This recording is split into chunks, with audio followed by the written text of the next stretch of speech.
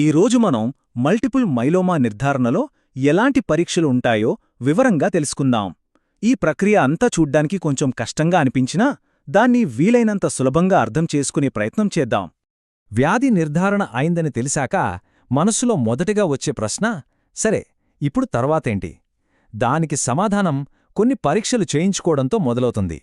అప్పుడే డాక్టర్లకు వ్యాధి గురించి పూర్తి అవగాహన వస్తుంది.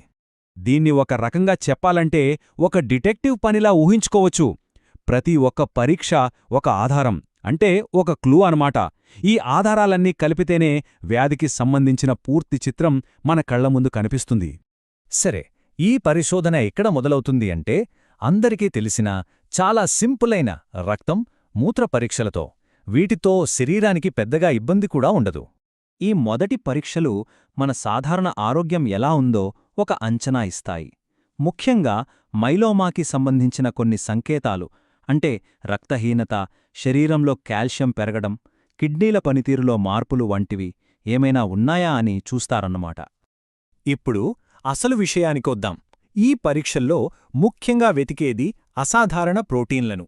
వీటినే ఎం ప్రోటీన్లు అని కూడా పిలుస్తారు. ఇవి మైలోమాను పట్టుకోవడంలో ఒక కీలకమైన ఆధారం. ఈ ప్రోటీన్లను పట్టుకోవడానికి 3 ముఖ్యమైన పరీక్షలు చేస్తారు. మొదటిది అసలు ఈ ప్రోటీన్ ఎంత పరిమాణంలో ఉందో కొలుస్తుంది. రెండోది అది ఏ రకమైన ప్రోటీనో గుర్తిస్తుంది. ఇక మూడోది మిగతా పరీక్షలకు దొరకని అతి చిన్న ప్రోటీన్ ముక్కలను కూడా పట్టుకుంటుంది. రక్తంలో లాగే మూత్ర నమూనాల్లో కూడా ఈ అసాధారణ ప్రోటీన్ల కోసం వెతుకుతారు. దీనివల్ల కిడ్నీల ఆరోగ్యం ఎలా ఉందో కూడా ఒక స్పష్టత వస్తుంది. సరే, ఇప్పటివరకు బయటినుంచే ఆధారాలు సేకరించాం. ఇప్పుడు వ్యాధి యొక్క మూలాన్ని, అంటే అది ఎక్కడ పుడుతుందో చూడటానికి నేరుగా ఎముక మధ్య లోపలికి వెళ్ళాలి. దేనికోసం బోన్ మ్యారో ఆస్పిరేషన్, బయాప్సీ అనే ఒక పరీక్ష చేస్తారు. ఇందులో డాక్టర్ ఒక చిన్న సూదిని ఉపయోగించి సాధారణంగా తుంటి ఎముక వెనుక భాగం నుంచి ఎముక మధ్య నమూనాలను తీసుకుంటారు. దీనివల్ల మైలోమా కణాలను నేరుగా చూడొచ్చు. ఈ పరీక్షలో 2 భాగాలుంటాయి. ఆస్పిరేషన్లో ఎముక మధ్యలోని ద్రవాన్ని తీస్తారు. ఇక బయాప్సీలో మజ్జతో కూడిన చిన్న ఎముక ముక్కను సేకరిస్తారు. 2 వేర్వేరు రకాల సమాచారాన్ని అందిస్తాయి. అసలు ఈ పరీక్ష ఎందుకంత ముఖ్యమంటే ఇది ఎముక మధ్యలో మైలోమా కణాలు ఎంత శాతమున్నాయో ఖచ్చితంగా చెబుతుంది. అంతేకాదు, జన్యు పరీక్షల కోసం కణాలను అందిస్తుంది. దీన్ని బట్టి వ్యాధి భవిష్యత్తులో ఎలా ప్రవర్తించవచ్చో కూడా అంచనావేయొచ్చు. సరే, బోన్ మ్యారో టెస్ట్ అనగానే అందరికీ వచ్చే ఒక సాధారణ సందేహం, ఇది నొప్పిగా ఉంటుందా? దాని గురించి ఇప్పుడు మాట్లాడుకుందాం. నిజానికే ఆ ప్రదేశాన్ని మొద్దుబారేలా చేయటానికి మందిస్తారు, కాబట్టి పెద్దగా నొప్పి తెలియదు. సాధారణ ఇంజెక్షన్ కన్నా కొంచెం ఎక్కువ నొప్పి అనిపించొచ్చు. పరీక్ష తర్వాత 1-2 రోజులు కొద్దిగా నొప్పి ఉన్నా అది మెల్లగా తగ్గిపోతుంది. పరీక్ష తరువాత త్వరగా కోలుకోవడానికి కొన్ని సింపుల్ జాగ్రత్తలు తీసుకుంటే చాలు. కొన్ని గంటలపాటు ఫ్లాట్గా పడుకోవటం, ఆ ప్రదేశాన్ని తడపకుండా చూసుకోవటం, అవసరమైతే పెయిన్ కిల్లర్స్ వాడటం వంటివి చేస్తే సరిపోతుంది. కణాలను పరిశీలించాక ఇప్పుడు వ్యాధి శరీరంపై ఎలాంటి ప్రభావం చూపిస్తుందో చూడాలి కదా.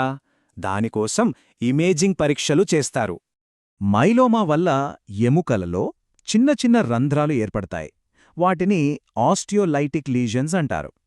ఈ ఇమేజింగ్ పరీక్షలు మన శరీరం మొత్తం స్కాన్ చేసి ఎముకలు ఎక్కడెక్కడ దెబ్బతిన్నాయో ఒక పూర్తి చిత్రాన్ని మన ముందుంచుతాయి. దీనికోసం x-ray, MRI, CT scan, PET scan లాంటి రకరకాల ఇమేజింగ్ పద్ధతులు వాడతారు. ఇవి ఎముకల్లోని నష్టాన్ని గుర్తించడమే కాకుండా కొన్నిసార్లు ఎముక మధ్య బయట ఎక్కడైనా వ్యాధి వ్యాపించిందేమో కూడా కనిపెట్టగలవు. ఇప్పుడు మనం ఎప్పటిదాకా సేకరించిన ఆధారాలన్నింటినీ ఒకచోట చేర్చే సమయం వచ్చింది. ఇవన్నీ కలిసి మనకు వ్యాధి గురించి ఒక పూర్తి, స్పష్టమైన అవగాహనను ఇస్తాయి. ఈ పరీక్షల ఫలితాలనే రోగనిరూపణ సూచికలు అంటారు. అంటే ఇవి వ్యాధి ఎంత వేగంగా పెరుగుతోంది, ఎంత తీవ్రంగా ఉంది, చికిత్సకు ఎలా స్పందించవచ్చు అనే విషయాలను అంచనా వేయడానికి డాక్టర్లకు సహాయపడతాయి. గుర్తుంచుకోవాల్సిన విషయమేంటంటే ఈ పరీక్షలు కేవలం ఒక్కసారి చేసేవి కావు. చికిత్స జరుగుతున్న కొద్దీ అది ఎంత బాగా పనిచేస్తుందో తెలుసుకోవడానికి వీటిని మళ్లీ మళ్లీ చేస్తూ ఉంటారు. ఈ టేబుల్లో చూస్తే రక్త పరీక్షల నుండి జన్యు పరీక్షల వరకు ప్రతిదాని ఫలితం ఒక ముఖ్యమైన సమాచారాన్ని ఇస్తుంది. ఇవన్నీ కలిపి చూసినప్పుడే వ్యాధి యొక్క రిస్క్ ఎంతుందో అంచనా వేయగలరు. సరైన చికిత్స ప్రణాళికకు ఈ సమాచారం చాలా కీలకం. కాబట్టి ఈ డిటెక్టివ్ పని అంతా ఎందుకంటే రక్త పరీక్షల నుంచి ఇమేజింగ్, జన్యు పరీక్షల వరకు అన్నీ కలిపి ప్రతి ఒక్కరికీ ప్రత్యేకంగా ఒక రోడ్ మ్యాప్ను తయారు చేయడానికి.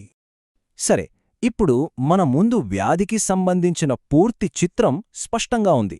మరి ఈ సమాచారాన్ని ఉపయోగించి డాక్టర్లు చికిత్సా ప్రణాళికను ఎలా రూపొందిస్తారు?